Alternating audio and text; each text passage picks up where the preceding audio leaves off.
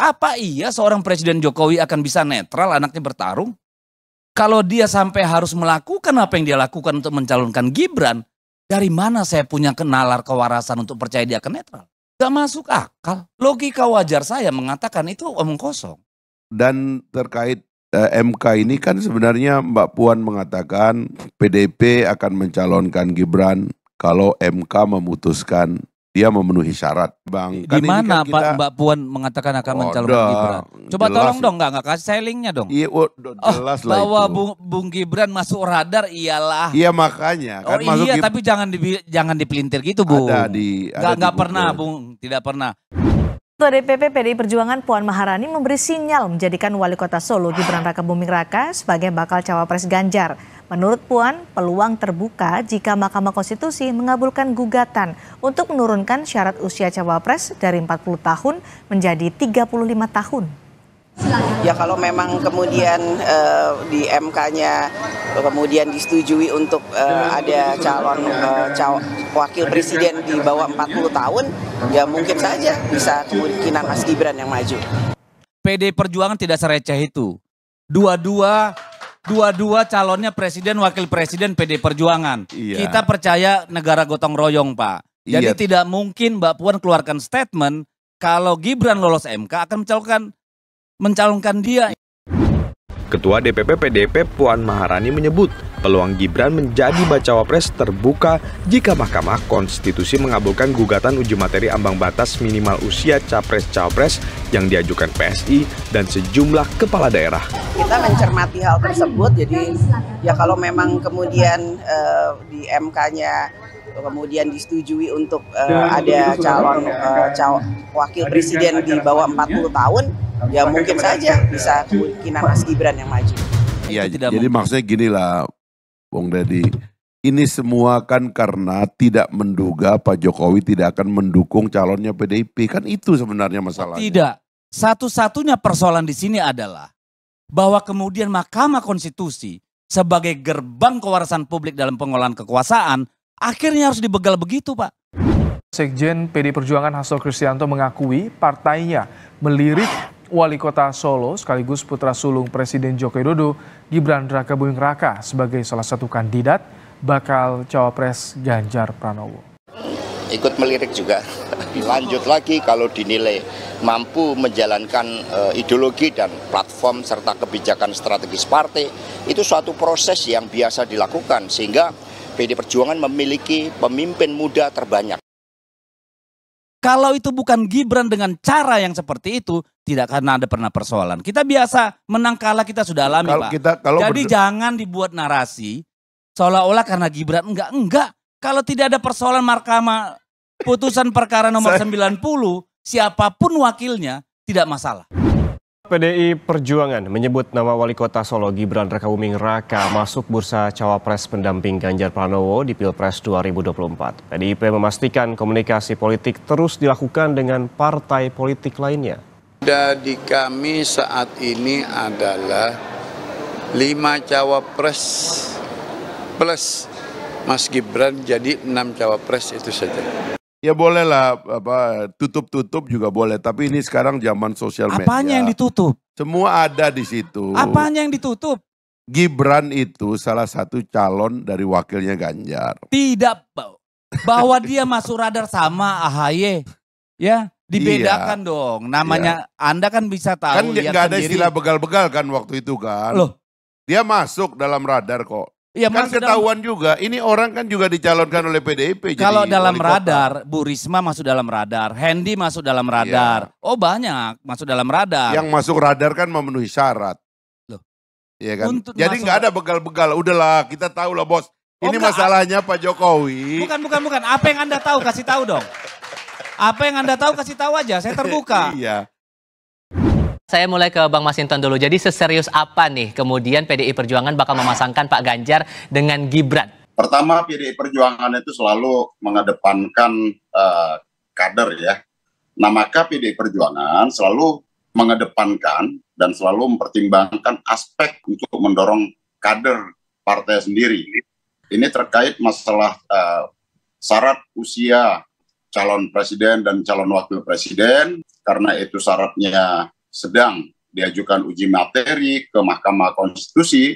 Nah tentu meskipun ini sebenarnya adalah domain pembentuk undang-undang, tapi jika kemudian Mahkamah Konstitusi memutus syarat usia calon presiden dan calon wakil presiden itu di bawah 40 tahun, sepanjang memenuhi syarat, tentu dari beberapa kader-kader PDI Perjuangan tentu akan menjadi bahan pertimbangan. Termasuk Gibran di sini? Ya, sepanjang nanti syarat undang-undangnya terpenuhi. Jadi jangan pernah berhalusinasi saya bilang tadi, bahwa PDI Perjuangan punya sedikit pun memikirkan mencalonkan Gibran menjadi wakilnya Ganjar. Sepanjang memenuhi syarat, tentu dari beberapa kader-kader PDI Perjuangan tentu akan menjadi bahan pertimbangan. Termasuk Gibran di sini? Ya, sepanjang nanti syarat undang-undangnya terpenuhi gitu ya. Jadi kalau sistemnya ini dibikin baik, tidak akan ada yang bikin kaget kayak begini. Keputusan Pak Jokowi atau begini bukan keputusan Pak Jokowi lah. Situasi last minute yang menyebabkan semua percaya bahwa Pak Jokowi akan mendukung calon yang bergandengan dengan Gibran. Itulah masalahnya. Terbukti PDIP adalah partai yang tidak konsisten alias mencela-mencele. Hukum dan peraturan hanya benar bagi mereka jika itu menguntungkan partai dan kelompok mereka. Namun jika merugikan mereka, maka akan dibilang tidak fair. Politisasilah, kriminalisasilah, mahkamah keluargalah, pembegalan atau entah tudingan buruk apalagi yang mereka lontarkan untuk menyerang balik. Intinya hukum dan peraturan hanya benar jika itu menguntungkan pihak mereka. Ya tentu saja bagi kepentingan partai ini. Jejak digital inkonsistensi PDIP ini salah satunya ditunjukkan oleh salah satu elit mereka, Deddy Yefri Sitorus.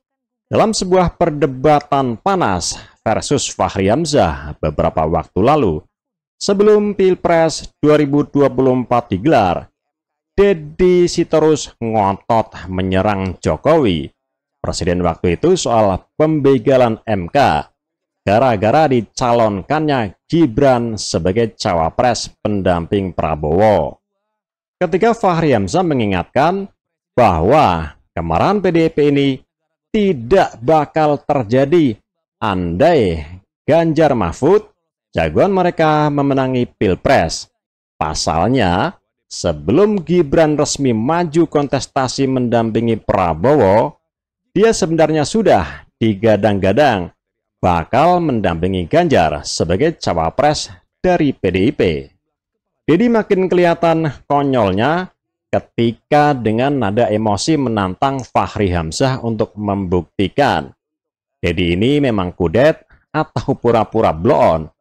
Padahal beredar santer di media bagaimana PDIP waktu itu mengincar Gibran sebagai salah satu kandidat kuat cawapres PDIP pendamping Ganjar Pranowo.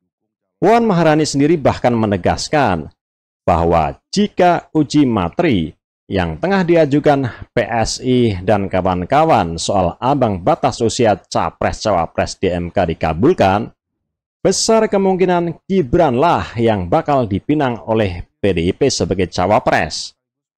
Bahkan Sekjen PDIP waktu itu, Hasto Kristianto juga mengaminkan berita soal kans Gibran ini, termasuk Masinton Pasaribu, ikut menyatakan kemungkinan Gibran dimajukan oleh PDIP sebagai cawapres pendamping Ganjar. Namun nasib berkata lain, ketika Gibran akhirnya malah mendampingi Prabowo sebagai cawapres. Dan ini yang paling menyakitkan bagi PDIP, yang membuat partai ini dendam kesumat berkepanjangan, gagal move on ketika mereka kalah telak, dan Prabowo Gibran yang memenangi Pilpres 2024.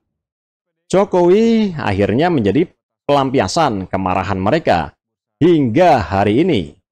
Lagi-lagi konyol, bagaimana Deddy Sitorus tutup mata akan berita di berbagai media waktu itu. Bahkan dia menantang-nantang Fachri Hamzah untuk menunjukkan linknya. Ngotot pula jika partainya tidak mungkin melakukan hal seperti itu. Nah, bagaimana serunya perdebatan antara Deddy Sitorus versus Fahri Hamzah perihal tudingan pemilu curang ini? Mari kita simak cuplikan videonya berikut. Apakah PD Perjuangan pernah ngatur-ngatur Pak Jokowi? Nggak pernah. Meminta, yes. Merekomendasikan, yes. Keputusan akhir di presiden. Ini negara presidensial. Dan Ibu Mega sangat kuat memegang itu. Jadi kalau ada orang bilang, ya berarti kan PDI Perjuangan juga yang salah kalau Ganjar bilang catatan merah di bidang hukum. Dalam batas mana? Jadi tolong dipisahkan itu. Kemudian kalau kita mau bicara catatan hukum, soal pernyataan Pak Ganjar. Pak Ganjar itu kan ditanya bagaimana menurut Anda? Ya dulu 7 sampai 8, sekarang 5. Dengan merujuk pada pembegalan terhadap Mahkamah Konstitusi.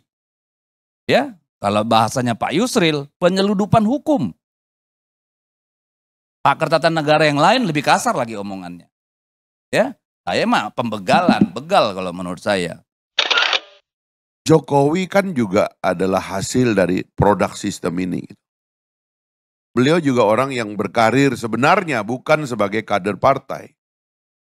Karena kita tahu juga waktu beliau maju itu kan tidak oleh satu partai, ya. Dan seterusnya lah. Waktu dia dipromosi ke Jakarta dan sebagainya, bahkan kalau kita baca sejarahnya juga tidak oleh satu partai yang konsisten memperjuangkan dia sampai di ujung gitu. Lalu kemudian ada 2 periode. Ya, periode pertama menurut saya itu lebih keras lah. Menurut saya periode kedua, paling tidak kalau kita baca 2 indikator penting, Pak Jokowi menarik bekas rivalnya masuk ke dalam pemerintahan, sebenarnya itu membuat ekstremitas dari periode pertama agak dikurangi. Dan yang kedua, taruh Pak Mahfud MD sebagai mantan Ketua Mahkamah Konstitusi sebagai Menko.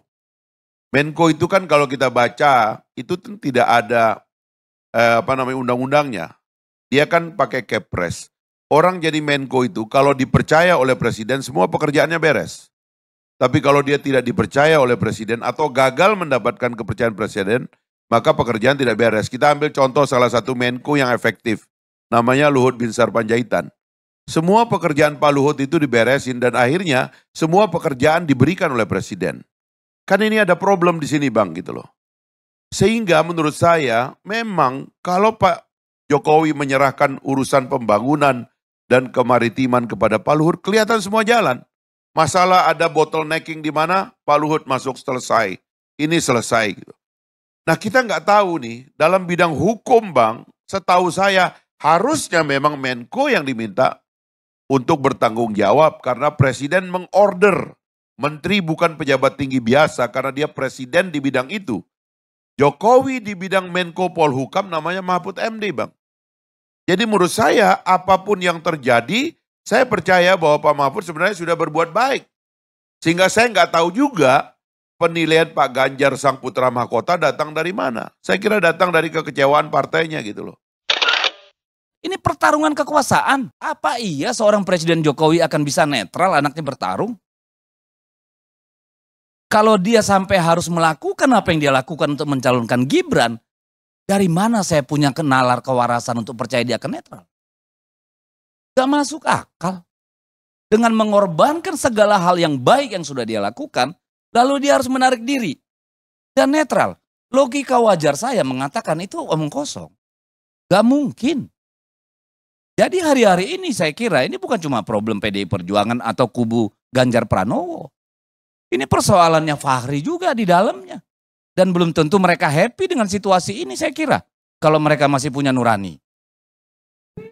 Tidak akan ada yang masih bahagia dengan situasi ini. Tapi karena nama saya disebut nih Bang, saya interupsi sedikit lah. Ya sebentar habis inilah sebelum diinterupsi. Karena apa? Belum pernah kekuasaan dipertontonkan sevulgar ini. Belum pernah Pak. Dalam catatan manapun. Dan Pak Jokowi masih punya waktu mengembalikan rel demokrasi kita ini dengan cara yang benar. Kalau dia mau orang-orang seperti saya tidak meragukan pemilu ini jurdil, ya udah cutilah, libur dulu ke luar negeri. Biarin tuh Pak Wapres jadi presiden, dia cuti dulu, matiin HP. Baru kita percaya. ada harapan untuk kita percaya. Meskipun kita tahu sekarang petinggi-petinggi kroni dia. Sama-sama dari Surakarta semua. Dan kayak gini kita masih mau percaya. Saya nggak tahu. Ini kita sedang mengalami bukan hanya stagnasi, ini dekadensi. Kalau Bung Fangri tidak sampai terganggu nuraninya soal ini, saya nggak tahu lagi. Baik. Apakah masih mau bersalaman dengan dia pada hari yang akan datang? Kalau diulang-ulang kan, ya saya sih melihat respon teman-teman PDIP sekarang ini. Kita dulu berharapnya itu ini dilakukan di 2015 gitu. Atau 2020 lah paling tidak gitu. Kan itu yang tidak ada, Bang. Saya Google barusan bahkan menulis buku tentang prestasi-prestasi Pak Jokowi, tentang hukum dan HAM dan sebagainya itu. Ada di Google tuh. Dan terkait MK ini kan sebenarnya Mbak Puan mengatakan PDIP akan mencalonkan Gibran kalau MK memutuskan dia memenuhi syarat. Kan sebenarnya jadi nggak ada semua ini, Bang. Di mana kan Mbak Puan mengatakan akan mencalonkan Gibran? Coba tolong dong, nggak kasih saya linknya dong. Iya, jelas lah bahwa itu. Bung Gibran masuk radar iyalah. Iya makanya. Kan iya, tapi jangan dipelintir gitu, Bung. Nggak pernah, Bung, tidak pernah. PD Perjuangan tidak sereceh itu. Dua-dua calonnya presiden, wakil presiden PD Perjuangan. Iya. Kita percaya negara gotong royong, Pak. Jadi tidak mungkin Mbak Puan keluarkan statement kalau Gibran lolos MK akan mencalonkan dia. Iya, itu tidak jadi mungkin. maksudnya gini lah, Bung Deddy. Ini semua kan karena tidak menduga Pak Jokowi tidak akan mendukung calonnya PDIP. Kan itu sebenarnya masalahnya. Tidak. Satu-satunya persoalan di sini adalah bahwa kemudian Mahkamah Konstitusi sebagai gerbang kewarasan publik dalam pengolahan kekuasaan akhirnya harus dibegal begitu, Pak. Kalau itu bukan Gibran dengan cara yang seperti itu, tidak akan ada pernah persoalan. Kita biasa menang kalah kita sudah alami, Pak. Jadi jangan dibuat narasi seolah-olah karena Gibran. Enggak. Kalau tidak ada persoalan Mahkamah putusan perkara nomor 90, siapapun wakilnya tidak masalah. Ya boleh lah, tutup-tutup juga boleh. Tapi ini sekarang zaman sosial media. Apanya yang ditutup? Semua ada di situ. Apanya yang ditutup?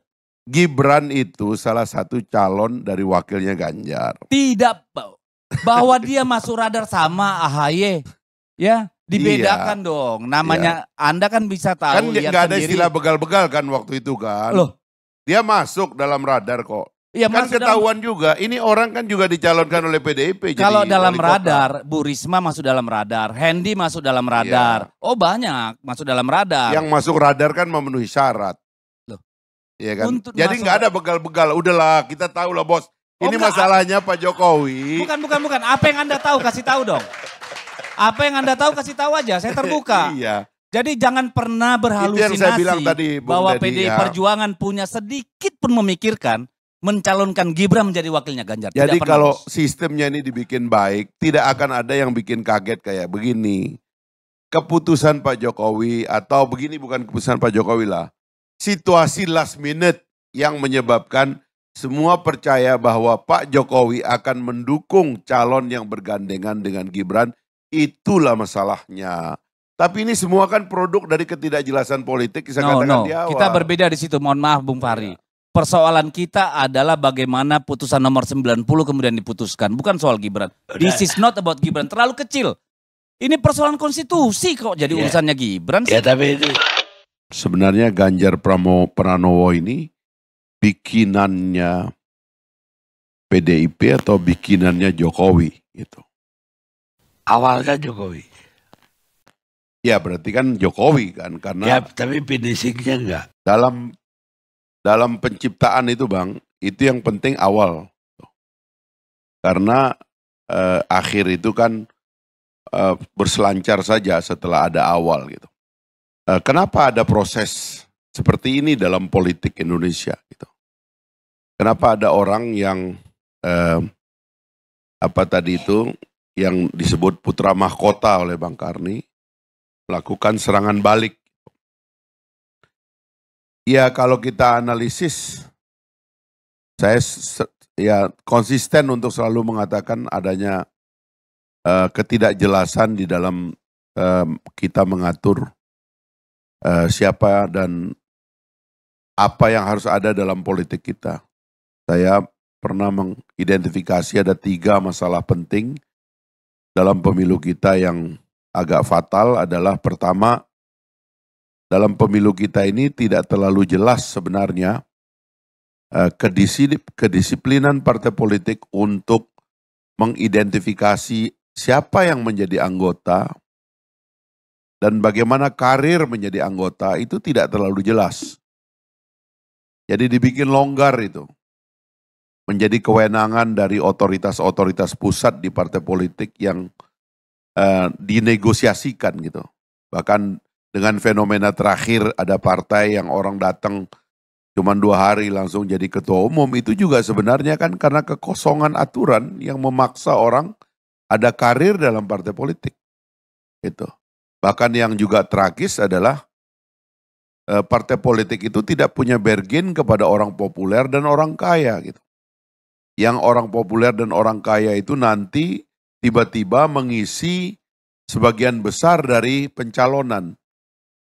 Karena bargain mereka itu dianggap lebih penting dari orang-orang yang berkarir dari bawah. Ya, saya mau bilang sama Bang Fahri dulu pertama bahwa kalau bukan partai politik lalu diserahkan pemerintah, apakah ada jaminan jadi lebih baik?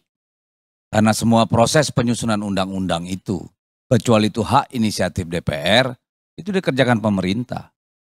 Bahkan pakar-pakarnya, jadwalnya, isinya, menurut saya lebih banyak orang-orang pemerintahan yang menentukan isinya.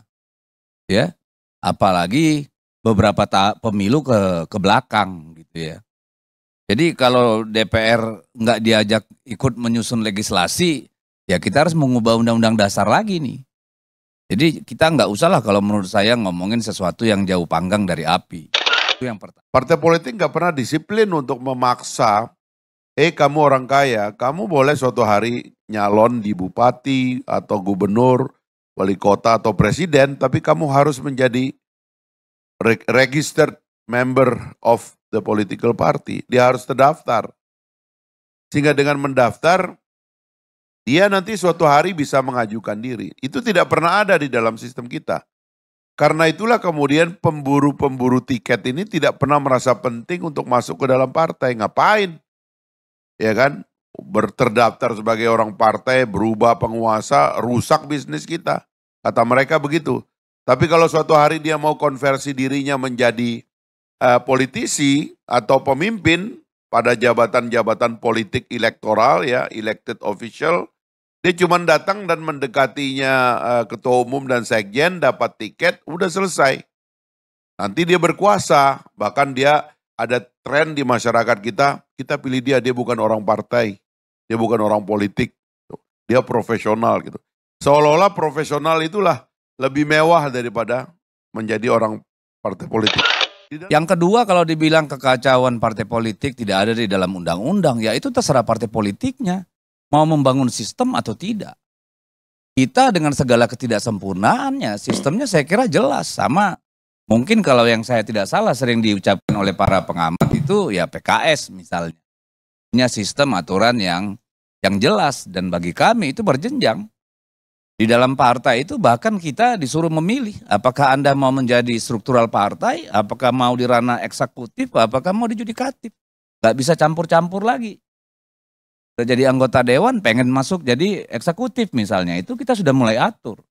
Jadi sejak awal kader itu dilatih, sekolah partai, jurusannya udah jelas.